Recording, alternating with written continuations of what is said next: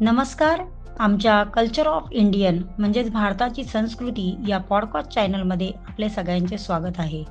चला तर मग आज आपण जाऊया मुंब्रा येथे असणाऱ्या डोंगरावरती असणारी मुंब्रा देवी, तिचे दर्शन घेऊया. हे आहे मुंब्रा देवीचे प्रवेशद्वार. आता आपण इथून मुंब्रा देवीचे दर्शन करण्यासाठी लवकरच देवीच्या मंदिरात जाणार आहोत. चला तर मग आपण पण आमच्या सोबत. हे आता आम्ही आलोय साती आसरा देवी मंदिर आहे. एका साईडला मारुती मंदिर आहे आणि एका साईडला साती आसराचं मंदिर आहे. हे आहे मारुती मंदिर.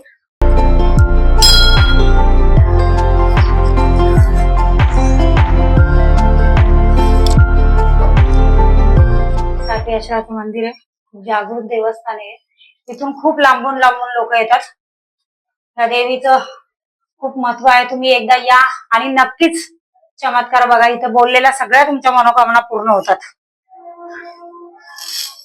तिथे आपण आता डोंगर चढून जात आहोत. आता इथे एक छोटा मुलगा आहे जो मुलुंडवरून आलेला आहे आणि तो पायऱ्या मोजत चालल्यात आणि पायऱ्या मोजून झाल्यानंतर आम्ही त्याला प्रश्न विचारला तर त्याने सांगितलं 790 पायऱ्या आहेत. मुंब्रा देवीच्या डोंगरावरून पहा, हे समोरचं दृश्य, हा समुद्र दिसतोय.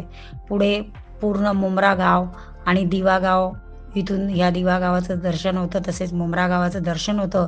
आई मुंब्रा देवीची नजर ह्या सगळ्या भक्तांवरती डोंगरावरून पडत असते. आता आपण मुंब्रा देवीची जी थोडक्यात माहिती आहे ते हे मंदिराचे ट्रस्टी आणि मंदिराचे पुजारी मोहन भगत यांच्या तोंडून आपण ती ऐकणार आहोत. नवसाला पावणारी देवी अशी ह्या देवीची ख्याती आहे.